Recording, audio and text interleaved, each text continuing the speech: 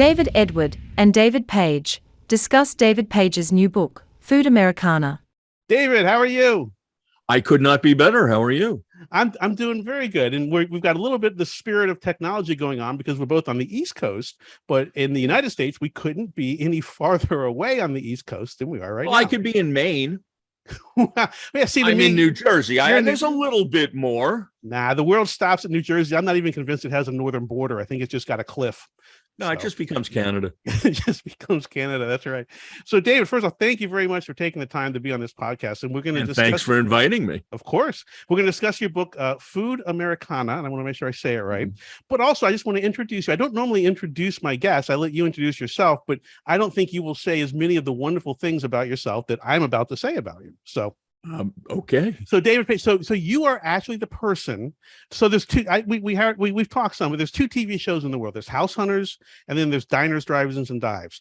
And you created half of that.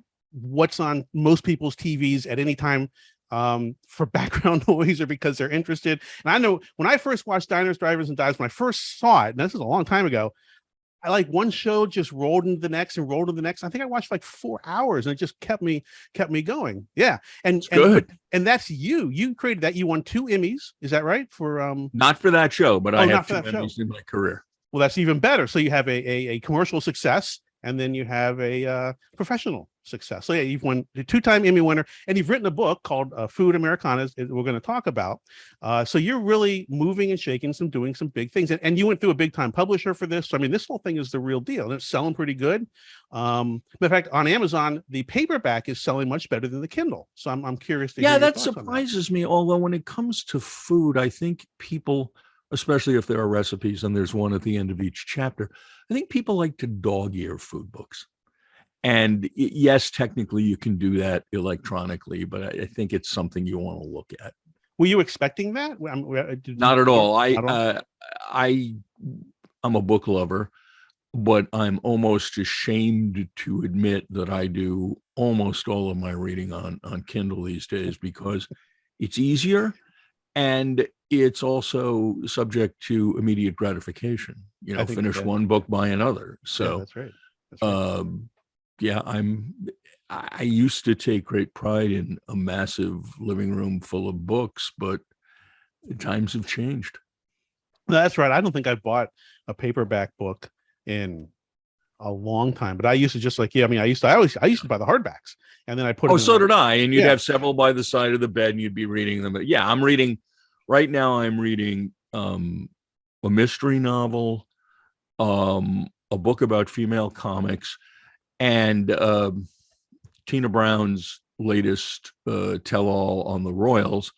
And there's one other I can't remember, but I'm reading them all at the same time. Right. On my phone. I have the Kindle app on my phone. But. All right. We'll pick up Panama Red. It's free. I will. I'll be right in there. All right. So Food Americana. What is a book called Food Americana? Well, it is an attempt to answer the question, is there an American cuisine? I spent many years working as a journalist internationally and never having expected to be sent overseas. I arrived poorly prepared and ended up going to many countries I knew nothing about. And I quickly realized that food was a gateway to understanding a culture. So I took a close look at the various food cultures of other countries. And when I came back to the US, I said to myself, okay, so what's ours? The stereotype would be hot dogs and hamburgers, but that's not true. In 2 years of looking, I came to the conclusion that we have created our own cuisine by taking pieces of the cuisines of other countries and cultures and then changing them, making them the American version of, either through availability or unavailability of ingredients, or more to the point, through the natural evolution that takes place with every foodway. I mean, you think you know what Chinese food is, but right now, one of the most popular dishes in China is scrambled eggs and tomato. That's probably not what most Americans think of as Chinese food, but as I said, foods evolve, and the American versions of other foods continue to evolve. That's interesting. Yeah, for me, Chinese food is whatever is on the Panda Express menu. That's Chinese food. Well, good, enjoy it. Yeah, No, I understand. Yeah, I got it. I mildly mock you only because Panda Express is itself um, a fusion evolution of Chinese American cuisine. Chinese American cuisine, as we know it, from beef and broccoli to General Tso's chicken, all evolved out of the food of the Canton province when Chinese workers or adventurers came to the West Coast in the mid 1800s to join the California Gold Rush. And merchants and restaurateurs came with them to feed them. And when Americans started trying this stuff, the Chinese pretty quickly figured out what we would and, more importantly, would not eat. Hence chop suey, hence the evolution of an Americanized form of Chinese food, which is delicious. In most cases, it is not what anyone eats in China, but it's a legitimate cuisine of its own. Now, would you consider yourself a food historian? No, because that would imply that I was academically trained. I'm an amateur food historian. I appreciate that humbleness. I think you can become a professional through academia. Well, look, I interview people like Paul Friedman of Yale, who writes books on the history of food, and I see. I'm not Paul Friedman of Yale. Okay, I so am you have a line. Tremendously interested, hence pretty well sourced student of the history of American food. But I'm a student more than a teacher. Interesting. So there was a day in your life before you were writing this book, Food Americana, and then there was the day after you decided to write it that you had set yourself up and you were on the keyboard. What was that day like? Well, I wasn't on the keyboard. Ah. I was on the phone and the email and the Zoom, because you can't write until you have the information. So that's a good point. There was a long investigative process involved in this. I read more than 200 books written by other authors on various elements of the different niche cuisines that I picked to amalgamate American food. First, you have to understand what's out there. Then you have to figure out how you can go further, or at the very least, take this kind of information and transform it into a story people are going to want to read. And you do that by telling stories, by finding people, I was going to say people but basically by finding people whose experience with food is A, interesting, and B, microcosmic, at least to some extent. You can't force a microcosm. 60 Minutes does that too often. They pick this one guy to whom something happened, and he's suddenly representative of everything that ever happened. It's never that neat or clean. But coming out of a TV background, having now disparaged 60 Minutes, which is basically a good show. We're all with you. I'm used to telling stories through people. And I came to the conclusion when writing that it's a hell of a lot easier to go from TV to print than it is to go from print to TV. Okay. Because TV requires that you write as invisibly as possible in service of the pictures and sound bites, that you're basically structuring a story based on what people say and do and using some words to move that along. Now, when you flip that, when you start looking at writing a book from the perspective of through whose eyes can I tell what interesting anecdotes that will move the story along, I think that's easier to translate to print. Now, there's a freedom in print that you don't have in television, which is in TV, you can't just sit down and write, it was a dark and stormy night, and then Oedipus killed his father. You can in print. You're not tied to the visual. Although I think to a great extent, because of my TV experience, I wanted to write as immersive a universe as possible. I open the first chapter of the book with a first-person experience of me going to pizza school in San Francisco and being a crappy student and nearly burning my arm off trying to turn a pizza crust. Hopefully that's an interesting story. People have told me it was, but it's something that I want to get you into the universe I'm talking about with. I open the Chinese food chapter with a visit to this huge Chinese food hall in Queens. I open the Mexican food chapter with a candlelight vigil held by Penn State University students bemoaning the unexpected closing of their local Taco Bell. Now, that's an amusing picture to paint, but it gets me right into the historical fact that it was Taco Bell that brought some form of Mexican food to most of America, after which it could upgrade once people had been exposed to it. But it was Glenn Bell's fast food franchise that first took Mexican food out of the Southwest and California and brought it to Missouri and Nebraska and Ohio. So how would you describe this book? You touched on stories, and I read as I mentioned, I read the pizza story, and it's captivating. I don't really know the right word to describe what it is on that page, but I kept reading it. It was very well done. Look, I've picked what I consider to be tentpole pillars of American cuisine: Italian food, Chinese food, Mexican food, lox and bagels, sushi, things that are now, for me to call it part of American cuisine, it's got to be something that you consider picking up on a daily basis as an everyday food choice that's available everywhere, which is why, as popular as Thai food is, it's not in the book, because it really hasn't reached that level of total familiarity.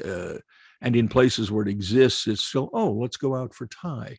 I haven't included Peruvian food or Vietnamese food, even though in many places they're quite popular.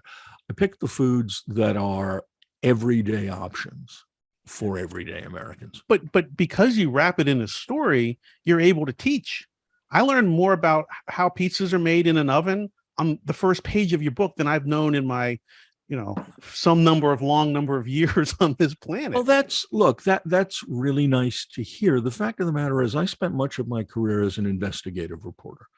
That may sound incongruous since I'm the diners guy, but I approached this research project with the same tools and in the same way I approached any investigative project. Find the people who know the most, learn the most, and then get deeply involved for a firsthand experience. I went, for example, to the Memphis in May barbecue competition, which some people prefer the Royal in Kansas City. Some people prefer this one, but those who prefer this one will tell you that it is the Super Bowl of barbecue.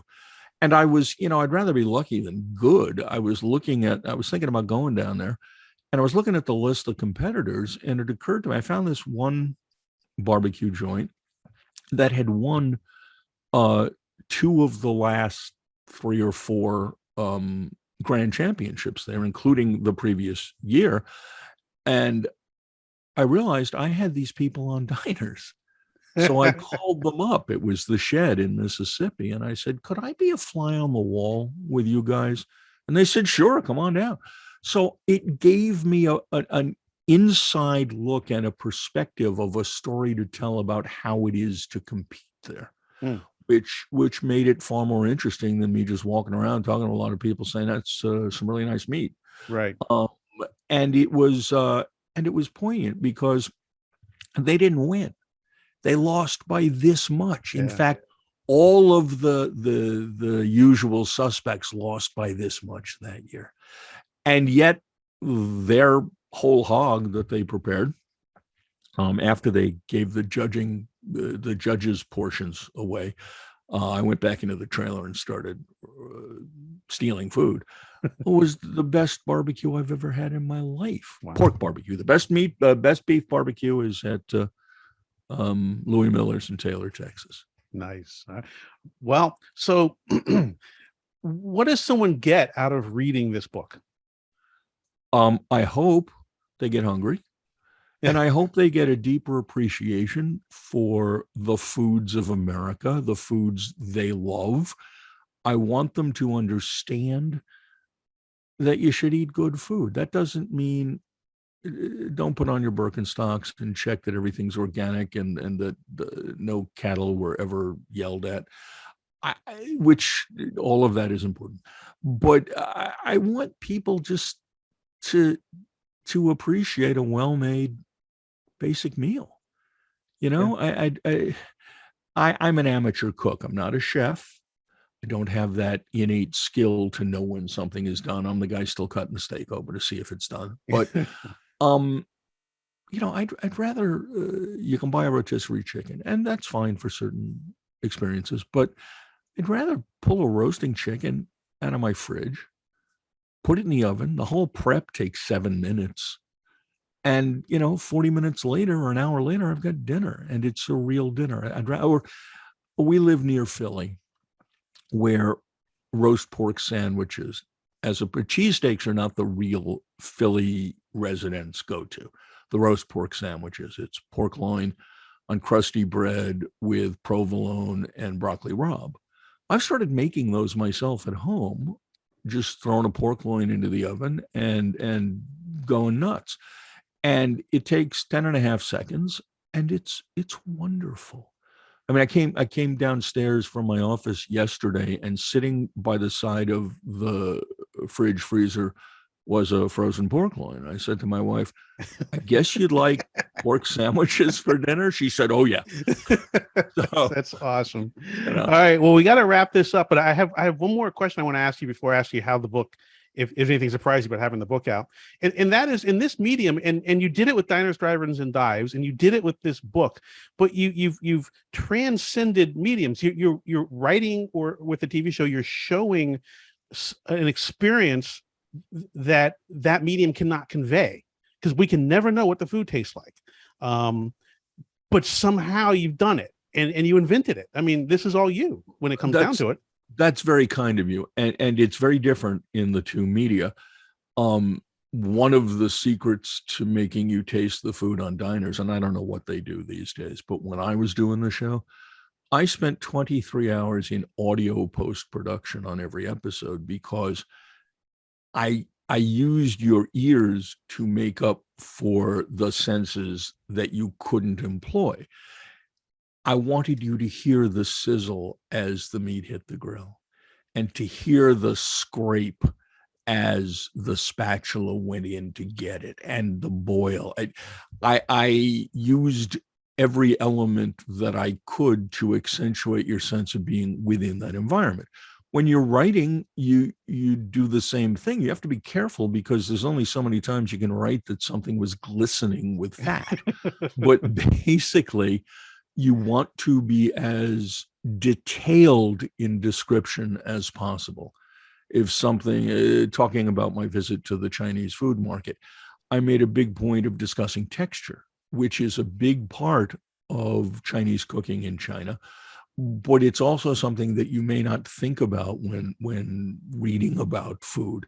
And it's an important element. I want to trigger any memory I can of a similar food experience. Well, you do it. I mean, it works. And you also have to be careful, because you can't write 92 pages explaining how glistening the hamburger was, right? I mean, there's an economy of scale. Yeah. You gotta take your shot and move on. That's I think the most important thing about any writing is write it, then peel some of it away, then read it, then peel some more away.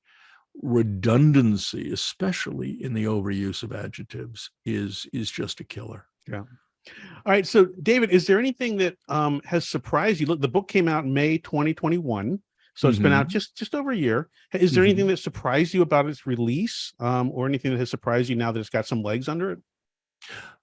Only that, the best I can tell, it is attractive to a wide range of people.